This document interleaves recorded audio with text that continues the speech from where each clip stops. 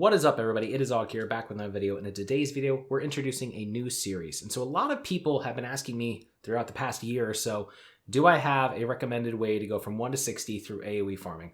And recently we did a world record challenge where we went 1 to 60 as fast as possible solo, so I obviously had AOE farm. We were able to do it in about 74 hours. And so I want to share with you guys my recommended path for you to go from 1 to 60.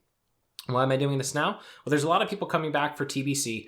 There's a lot of people who just want a mage to be able to farm gold. And then there's the new servers that are basically just a bunch of people trying to make a new classic server. So they're starting fresh. And so I want to share the path that I would recommend, which I've kind of just configured over the past year.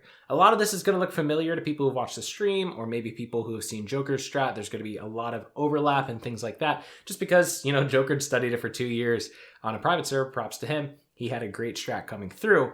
But I'm going to go and try to walk you through exactly how I would do those farms, which groups to pull and what mobs to pull in what groups, how to do it, and so we can hopefully go as efficiently as possible. So the very first thing that we need to figure out is which race do we want to play and which gender do we want to play.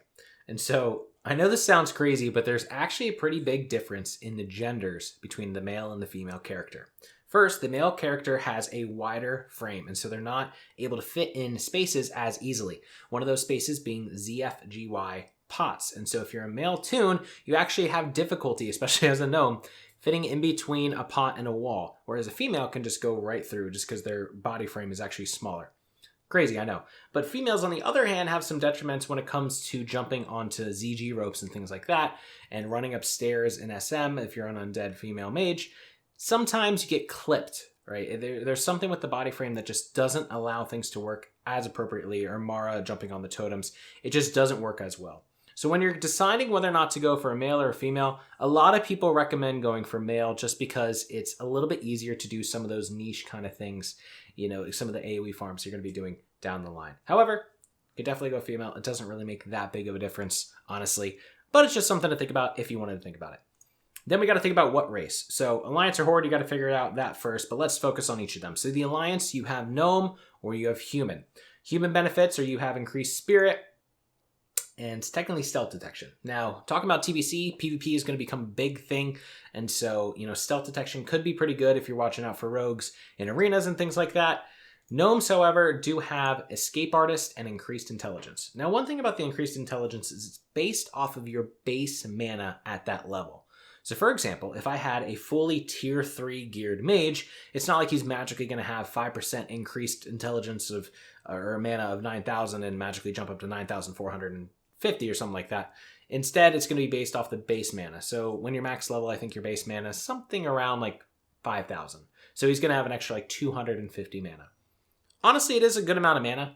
So it's actually a pretty huge benefit, especially when AOE farming, especially when leveling up too, when you're thinking about the fact that you need multiple blizzards to be able to go off to kill each of the mobs, especially if you don't have any gear from the auction house as you're leveling up. Sometimes you run into issues where you're really low on mana. And so I would probably give the edge to Gnomes for PvP, for TBC. You can argue both cases. Perception's going to be great, but at the same time, you know, the escape from movement speeds, it's going to be great when facing something like a warrior or a rogue with crippling poison if you get them Nova'd. So you can argue both ways. I would probably recommend a gnome for the Alliance. For the Horde, we have Undead and Troll. Troll obviously have the benefit of berserking, which increases their speed. They also have health and mana regen, which is kind of underrated. Think about it when you're doing a 12-minute run in Mara, for example. That passive mana regen really stacks up. I think it'll probably net you, you know, a few hundred health throughout the run, which, again, doesn't sound like much, but can definitely be beneficial.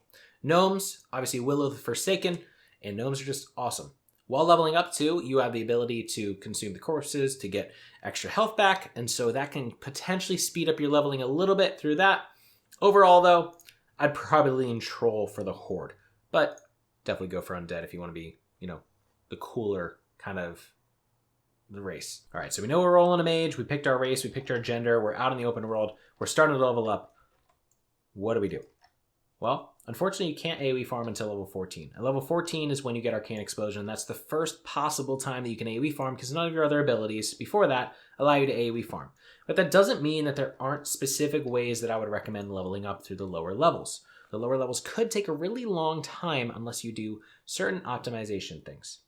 Number one, quests give a ton of experience. You want to be doing as many quests as you can, and you want to be doing quests at once. What I mean by that, don't do one quest, run back to the city, turn it in, and then go back and do another quest.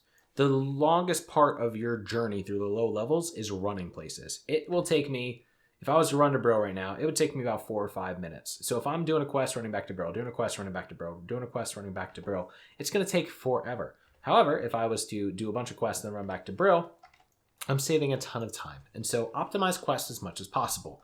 That's common knowledge. The second trick, though, is to make a wand. And so right now you can see me meleeing a mob and I'm hitting, 5 and 6 damage. That's with a 2.9 swing timer. The wand, lesser magic wand that you can wear as soon as level 5, is going to do between 15 and 20 damage, which, unless I get 2 crits in a row like I just did with Fireball, is going to do about the same amount of damage as rank 1 Fireball. In fact, you don't get rank 2 Fireball until level 6, which means that until level 6, which at level 5 you could use the wand, you can do almost the exact same amount of damage with using a wand as you can with Fireball. The cast time on the wand is 1.5 seconds, the cast time on Fireball is 1.5 seconds. They do about the same amount of damage, and so you could do about 6 times more damage than you could do meleeing, and you could do about the same amount of damage as you do with Fireball. That means that there's 0 downtime waiting for mana. So the very first thing you should do is get a wand. How can you get a wand? Well, there's a couple options. First, if you have access to another toon on the server with an auction house, you could go run over to the auction house, buy one of the lesser magic wands. That's the easiest way. And then at level 5, you have the wand. If that's not an option, though, and you have to make it yourself, it could be a major pain to try to get that many greens, right? In order to make the wand, you need level 10 enchanting, which means you have to disenchant a bunch of items. If you're just going to farm greens to try to get those items, you're probably going to hit level 14, maybe as low as like 13, before getting enough greens to make the wand. Fortunately, there's another way to get the wand faster, and that's through tailoring. At level 30 of tailoring, you have the opportunity to use or to make white linen robes. You need bolts of linen cloth, so you're going to need linen cloth, but then you can make these robes, disenchant those robes, and that's a very easy way to get to 10 enchanting, so you can then make the wand. Hard part, though, is getting the linen cloth. Now, certain races have an easier time of getting the linen cloth, so they're going to get a head start. That's going to be undead, and that's going to be humans. Gnomes, unfortunately, do not have access to a lot of mobs that drop linen cloth at low levels. Whereas humans, as soon as they get out to Goldshire, have the Kobold mines where they can get linen cloth. A lot of the other quests, too, are going to be facing humanoids. A lot of the gnolls that they're going to be killing and things like that, that's going to give linen cloth. And so it's pretty easy on a human to get up enough linen cloth to maybe by like level 9, make your first wand. On gnomes, though, you're probably going to get to the point where you're 12 or 13 before you're making your first wand, just because you're not getting much linen cloth as you level up. A lot of the quests are killing, wolves and bears and things like that, mobs that won't drop linen cloth. Similarly, on the horde, undead are fantastic because most of the undead quests out in Brill, a lot of it is the Scarlet Crusade. So you're killing Scarlet over here, you're killing Scarlet over here, you're killing Scarlet over here. The other mobs you're killing over here are undead mobs that are dropping linen cloth as well. And gnolls over here that are dropping linen cloth potentially. So you're getting a lot of linen cloth as an undead. Orcs are decent, trolls are decent because you can't play orc as a mage. But trolls are decent. However, you're going to spend a lot of time sitting in one place if you're trying to farm linen cloth, and that's going to be this North Watch hold, right? Or maybe it's not North Watch hold. Whichever hold this is right here, you're going to spend a lot of time there trying to get your linen cloth. You can also kill these gnolls to get linen cloth, but a lot of these quests still for trolls are going to be focusing on beast mobs, and so you're not going to be able to get linen cloth. So as far as the early levels go, leveling up to 14, you're probably going to have the easiest time with undead and with human, because you're going to be able to get that linen cloth, get that enchanting as quick as possible. Outside of that, though, the best way to level up through the low levels, until you get to level 14, is to go and do quests. Do all the quests in the zone that are efficient. Don't do a quest that, you have to gather 30 materials and there's a 10% drop rate on that material. Focus on the killing quests, right?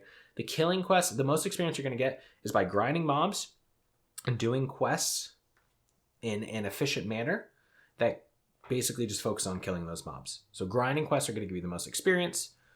Try to do as many quests as you can without returning to town and get a wand as quickly as possible. And that's going to be your fastest way to get up to 14 when you could start talking about actually AOE farming. All right, everyone, that wraps up today's video. I hope you all enjoyed it, and if you did, please subscribe and leave a like and a comment below to let me know so. And if you guys have any other ideas for any other videos, please let me know in the comments below. Also, check out the description for the Twitch where I do all this live, and also for my Twitter and Discord where you guys can be notified of any future updates and when I'm going to go live on stream. So I'll see you guys in the next video.